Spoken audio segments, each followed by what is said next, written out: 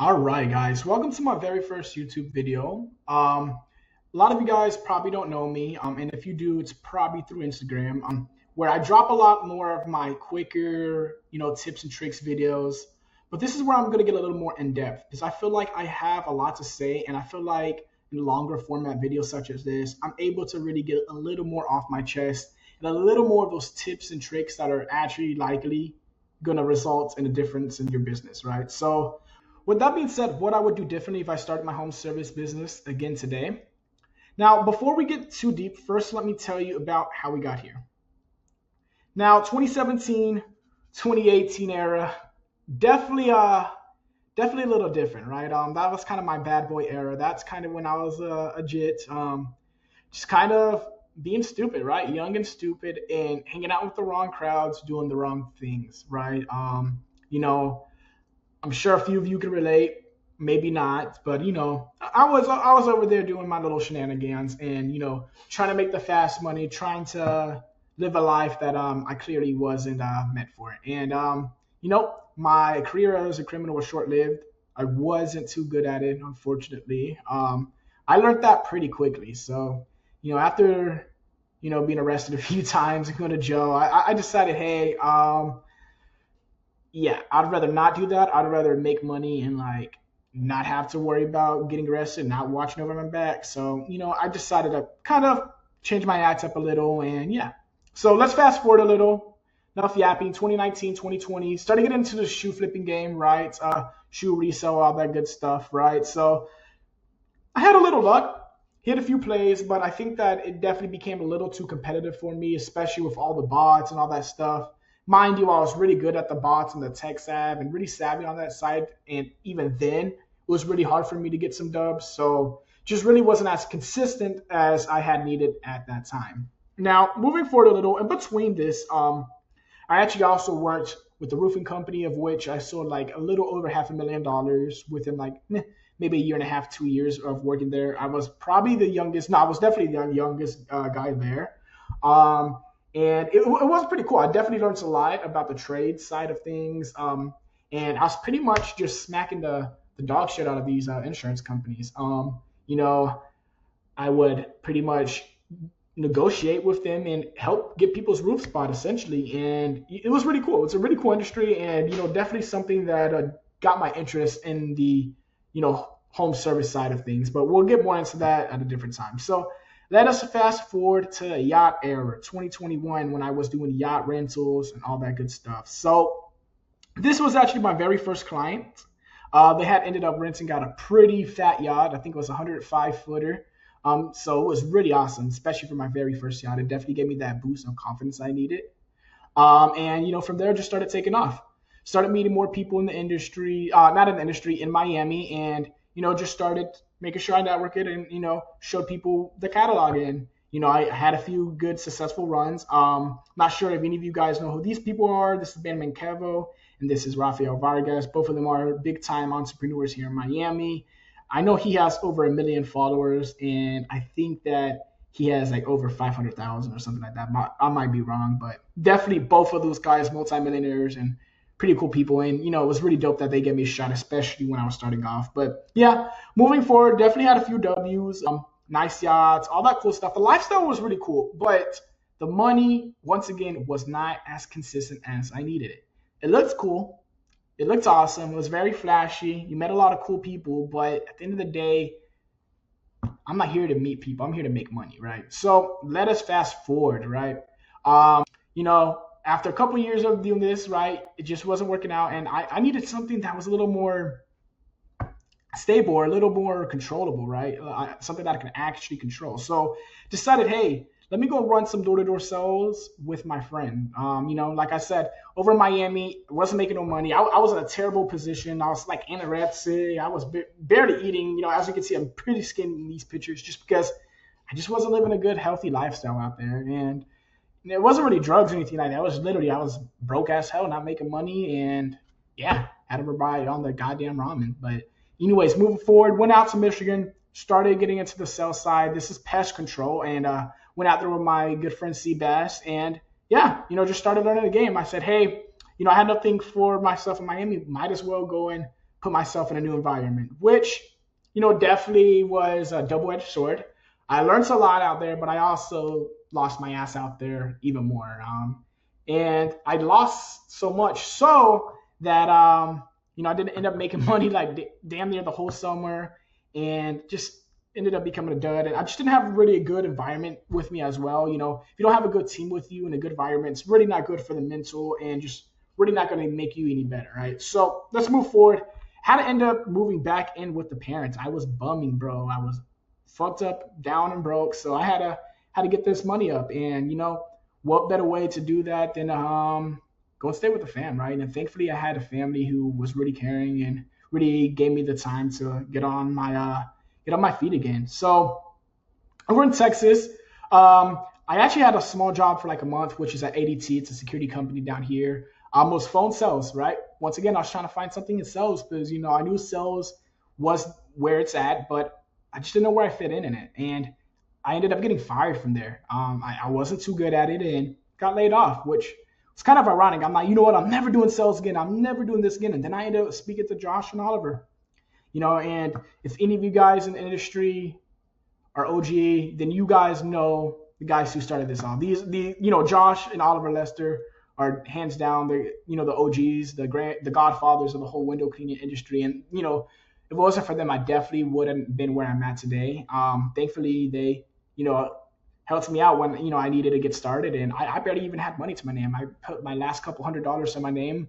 They allowed me to get started on some payment plan stuff, and then I took the rest of the money, went and bought the equipment, as you can see here, dated and all that good stuff in 2022, right? No, what is that?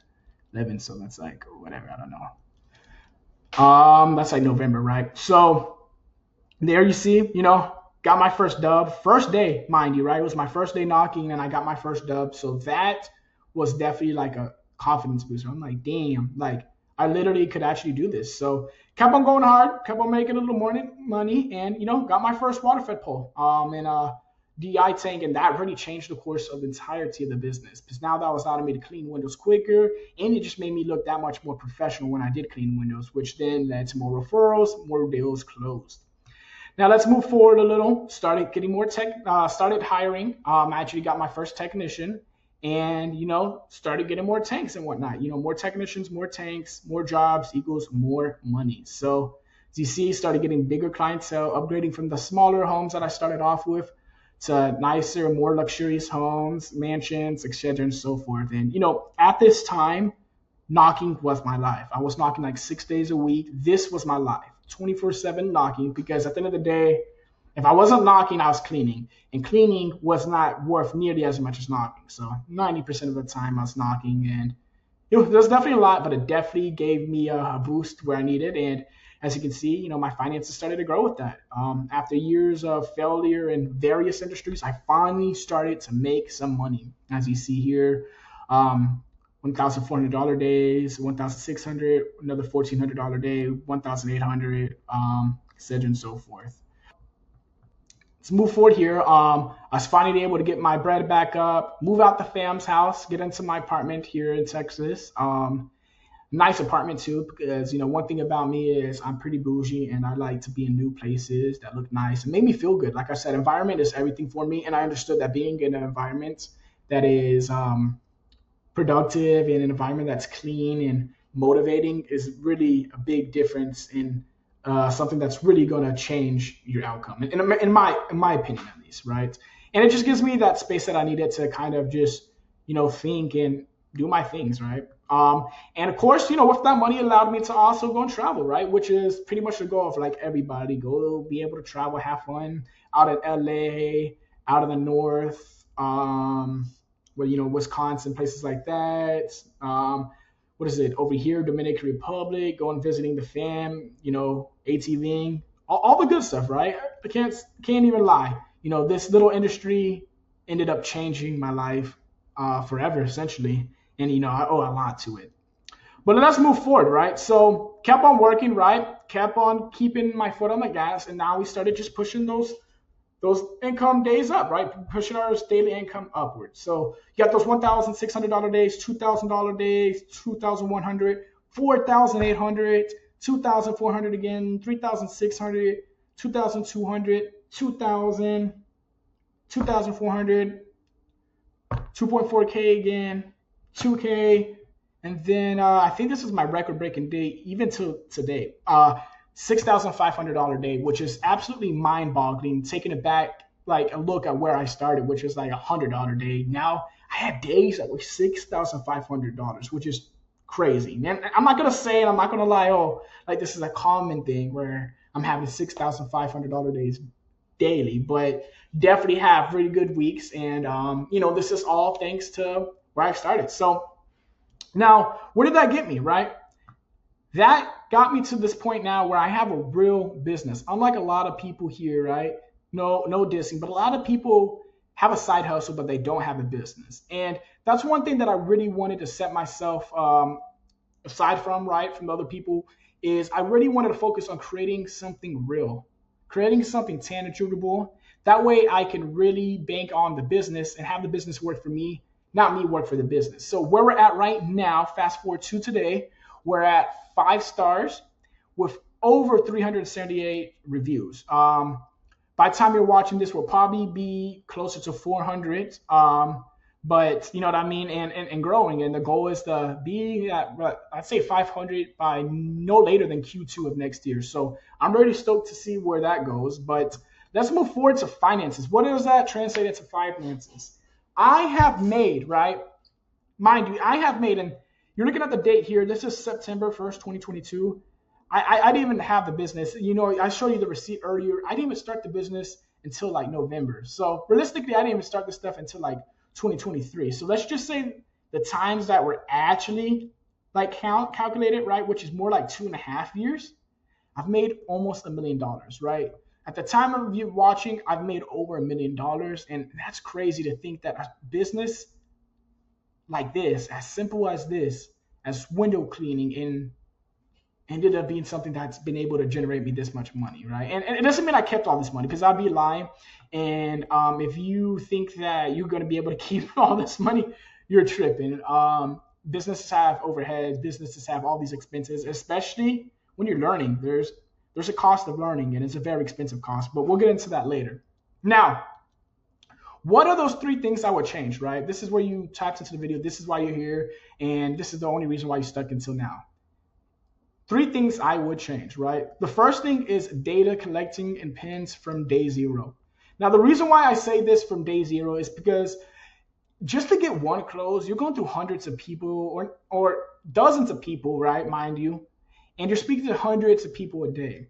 That means thousands of people a week, and then tens of thousands of people a month. If I was collecting data from day 0, my 5,500 clientele list would probably be closer to 20, 30,000. Now imagine having 20 to 30,000 people to be able to play with, right? Like in terms of SMS and campaigns and all that stuff, which leads me to those data points that you need. You need those first names, those phone numbers, those addresses, those pins, and those emails, right? These are super duper important. You want all these because all these are going to come into use later on, right? Obviously, you want the name so you can refer and kind of name drop. You want phone numbers so you can actually contact, right, and get straight to their phone, straight in and out, way quicker than emails. Addresses so you know where the hell they stay. Pins so when you're walking on a map, you're not over there knocking at people you've knocked at and selling yourself short or blah, blah, blah, right? And then emails, because later on, especially when you guys get into service plans, all that good stuff, emails are just going to be super useful. And then also with campaigns. Now, where do you store all this data? Y'all guys might ask. There's a lot of places, right? These are called CRMs, right? Customer relations management. And they're essentially softwares that just allow you to, track and manage all your clients and customer data, leads, all that good stuff. Now, these are the 3 main ones that I know, the most popular ones right now as of me making the video. You got FieldRoutes, you got Jobber, you got Housecall Pro. Now, I started my company with Jobber. I processed most of my money through Jobber, as you've seen in that screenshot earlier.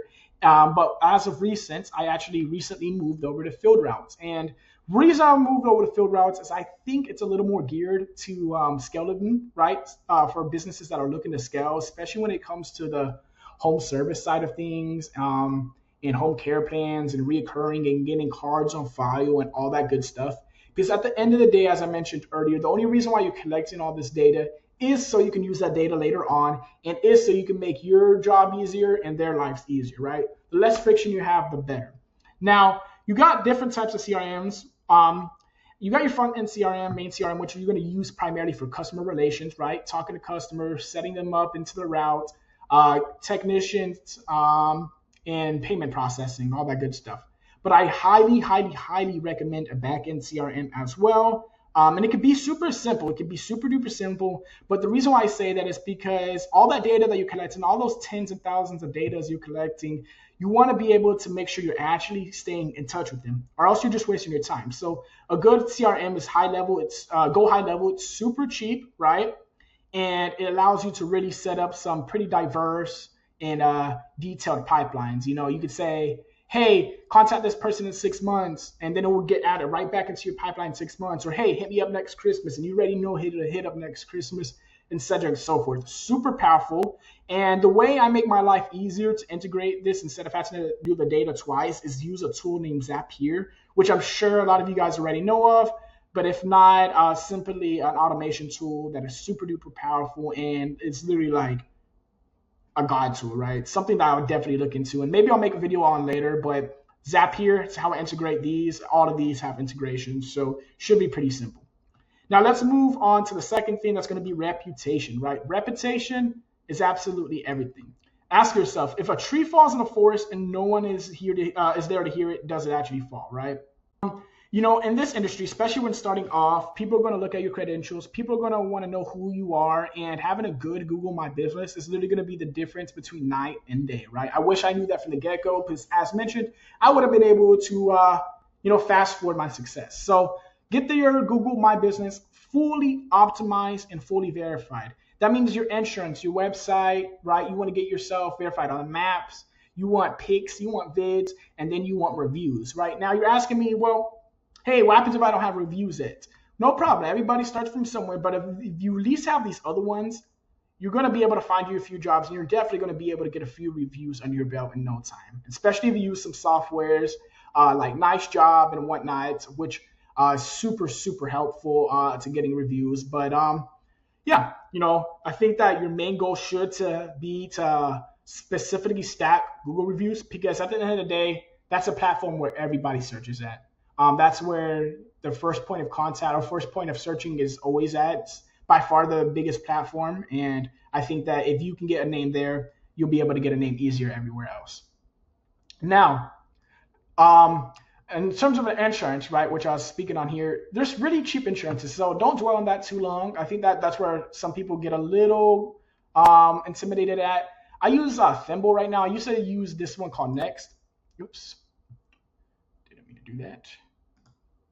I used to use this one called Next, but Next got a little expensive, and Thimble was able to pretty much do the same exact coverage for much cheaper. I'm talking like $85 for like $1 million in coverage, and I also have my equipment covered. So that's a no-brainer. I'll definitely drop a link in the video, or like at the bottom or something like that, so you guys can check that out. But definitely get an insurance, because people are going to ask you that, and when you're able to show that certificate, people shut the hell up and they just pay. So definitely worth it, especially if it's just a few bucks a month, right? Now, systems. At the end of the day, your operations is only as strong as the team and the systems that support them, right? But a small team that is focused can literally topple an empire. So what do I mean by that? Well, first things first is processes and SOPs, right? You want to make sure you have standard operating procedures. That way you can have things done the same way every time, right? You want things to be documented and pretty much easy to teach. And, a deeper way to go than that is like processes. What is it? Processes essentially is just doing the same thing the same way every single time. No deviation. That way it's really easy to, eliminate human error. Now, what breaks without processes? Well, without them, everything.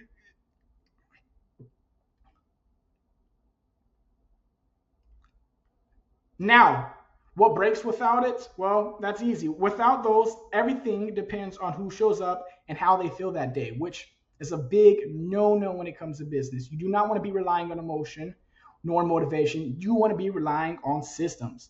Let's say a real life example would be like early on one tech might be able to crush something and then other would mess up. But it's not because they were necessarily bad, but it's because they don't know what to do, right? And that falls on you as a business owner to be able to fill in those gaps and teach them the right way to do things, right? Now, second thing is rules, right? Numbers and standards. So you need to know your numbers, right? You need to know where you break even. You need to know your labor cost. You need to know your percentages. You need to know your targets, your KPIs, all that good stuff. Now, let's break that down. Rules are essentially just the numbers that tell you what's acceptable and what's not acceptable, right? You got to know where you're at and where you lie in this business, or else you're just going to be burning money, essentially. Now, what breaks without it? Without rules, you're going to be thinking a lot of time that you're winning just because you see money coming in. And then you're going to look at that money at the end of the day and realize that you're actually losing your ass, right? And that happened to me for the longest. And if you go and ask any of these window cleaners anywhere, it's something that's really common because you're making a lot of money, but you're not managing it the right way. And when I say managing, it doesn't mean that you're necessarily spending it on stupid things, but you're not paying attention to every dollar, and that stuff starts stacking up at the end, right? And a real life example is like, I've had weeks where the revenue looks awesome, where I've made over like $15,000 in weeks, but then after paying for labor and contractors and subcontractors, there's like literally nothing left because I didn't have those numbers set up and I wasn't tracking them the right way. Now, the very last thing, right, is going to be feedback, right? Feedback are just essentially signals, right? Feedback is how the business talks to you. So without feedback, you're just going to keep on doing the wrong things you're just going to keep on doing the wrong things longer than you should, right? And, as you know, time is money. And if you can, make adjustments quicker, then you're just going to be able to get better quicker. The whole point here is to be able to have signals that tell you which direction the business is heading in, right? A real life example is, let's say, leads are coming in, but jobs aren't booking, or maybe jobs are getting booked, but you're not getting as many reviews as you should, then that's a clear system or a clear sign that the systems that you have set up are not working. Maybe your technician isn't speaking to the clients, or maybe the technician isn't doing the job up to that 5-star quality that they're supposed to. You got to make sure that you're tracking these things, because at the end of the day, those are the people who are going to make your business. The team is going to be the people who are making your business. So if you don't have feedback, then you're not going to be able to know the statistics of what's working and what's not working. But other than that, I know I kind of yapped on and might have went on a little tangents. I did want to try to keep this video ideally under like 15 minutes, but there's definitely some topics that I wanted to make sure I wasn't going too brief over. That way you guys can get the best, information as possible. But with that being said, I'm definitely going to be dropping more videos. If this is something that you're interested in, definitely drop some comments, drop some likes. I'm, definitely here to really help out and give some more in-depth information. I know that there's a lot of brief information everywhere, but I'm really trying to be that guy who gets a little more advanced with it. So no matter which level you're on, feel free to contact me, whether you're a beginner, intermediate, or someone more on the advanced side of things, such as myself. And yeah, but thanks for watching, and I'll be uploading more. Deuce.